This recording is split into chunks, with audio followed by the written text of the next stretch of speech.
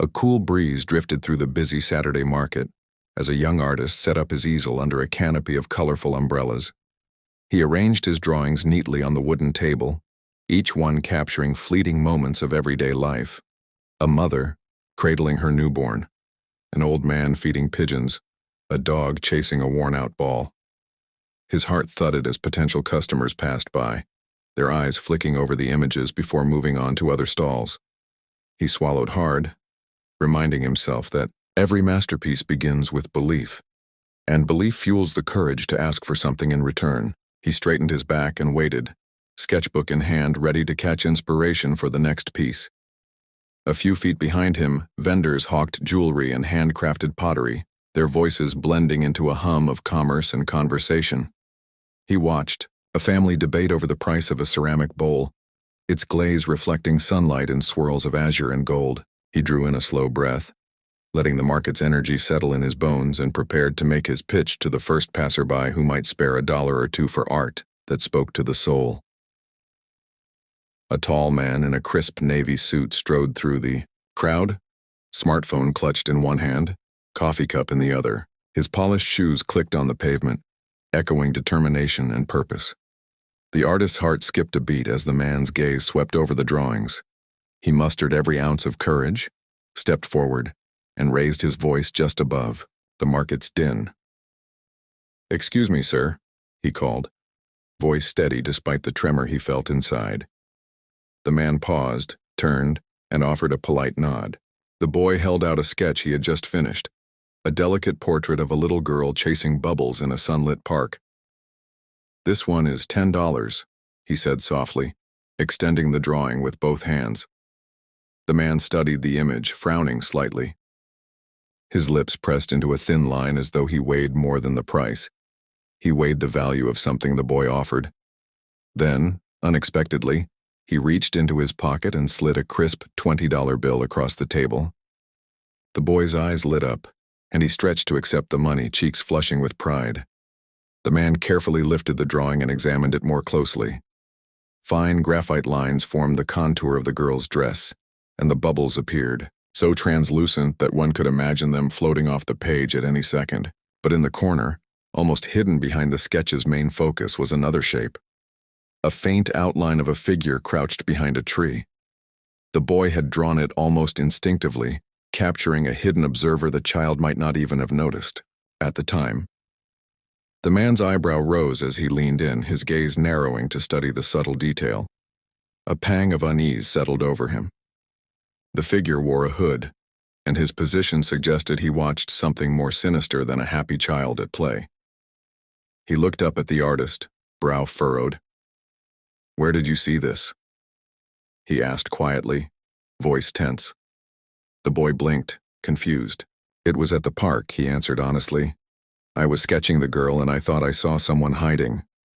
The man's hand hovered above the drawing, fingers brushing the paper as though afraid to disturb something fragile. He exhaled slowly and motioned for the boy to step aside.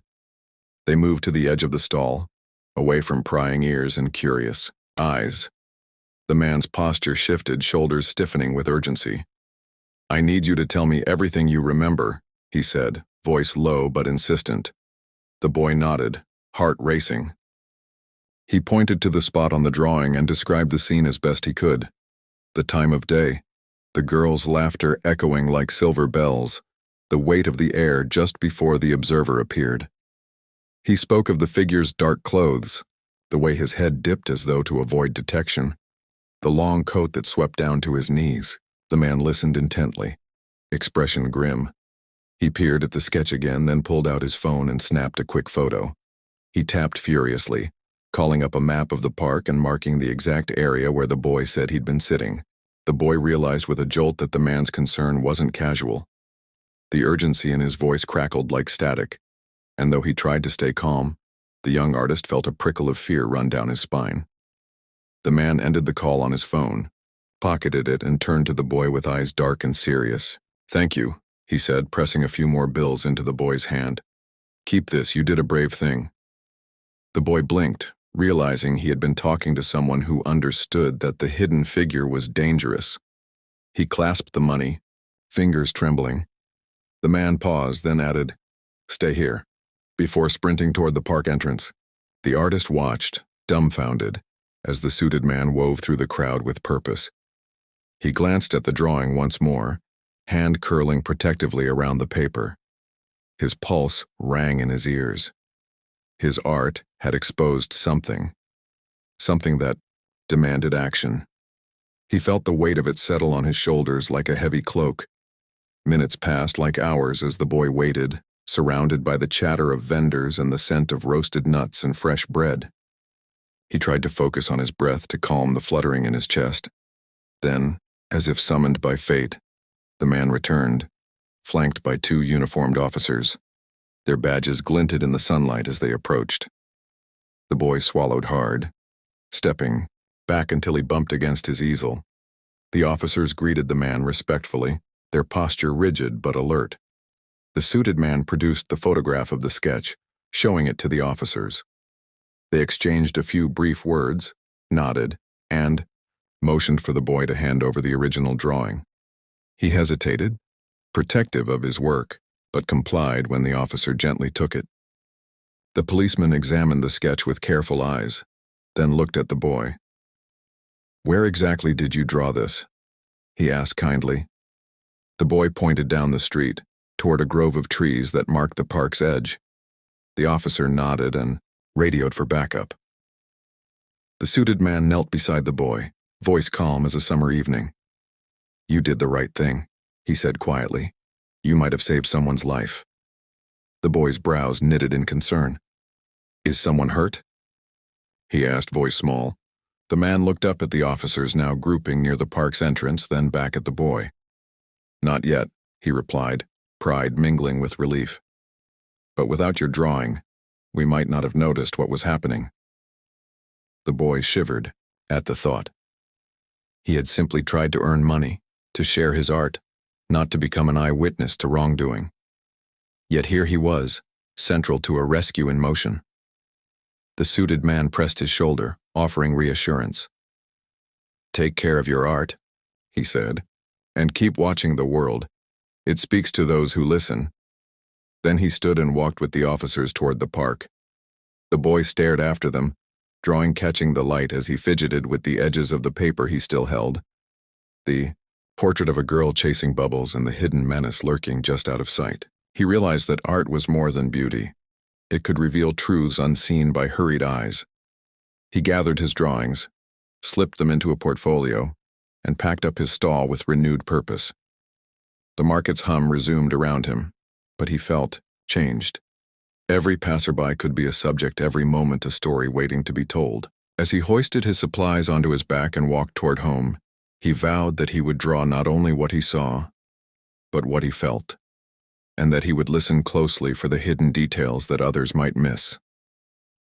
That evening, he sat at his kitchen table, the lights casting long shadows across the room. He unpacked his portfolio and laid out the drawings he had sold and the one he had given away to the officers. He stared at the edges of the paper, tracing the fine graphite with his fingertips. His mother peeked in, smiling as she watched him. "Did business go well today?" she asked, folding laundry on the sofa. He nodded slowly, eyes distant. "I sold a few pieces," he said, voice thoughtful. "But more importantly, I showed someone something they needed to see."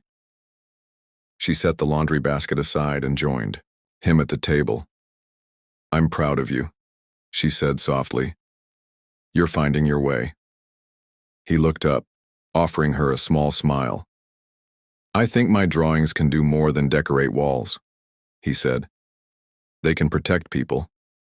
Over the next few days, word spread through the neighborhood about the boy whose sketch had helped prevent a crime. Reporters came by the market stall, flashing cameras and asking questions. The boy answered politely, though he preferred to let his art speak for him.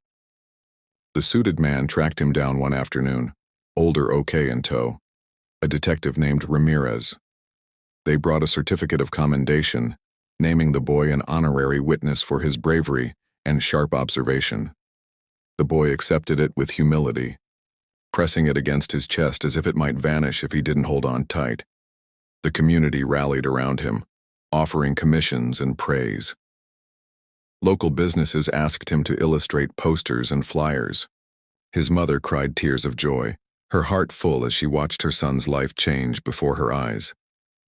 But the boy remained grounded. Each morning, he returned to his corner of the market, laid out his drawings, and waited. He looked not for fame or fortune, but for the next story waiting in plain sight. He sketched children playing, lovers strolling, and elders reminiscing on benches, and every now and then in the margins of his work, he would sketch a hidden figure, a whisper of something beneath the surface, trusting that his art would one day guide another person's eyes to the truth, and in doing so, he honored the day. His simple request, "Sir, buy my drawings," opened a door to something far greater than he had ever